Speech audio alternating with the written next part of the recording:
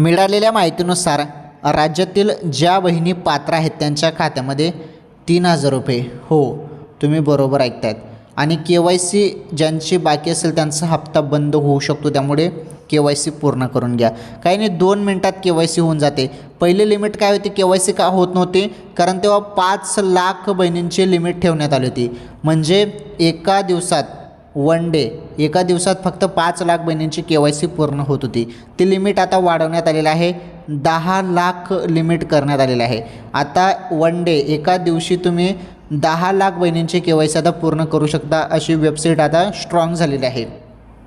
ज्यांची KYC बाकी असेल त्यांना आता पटापट KYC करून घ्या, तरच तुम्हाला 1,500 रुपयाचा लाभ भेटेल बहिणींनो. आता नोव्हेंबरचे 1,500 रुपये लवकरच तुम्हाला दिले जाणार आहे. ज्यांची KYC पूर्ण झाली त्यांच्याच खात्यामध्ये हप्ता आता येऊ शकतो बरं.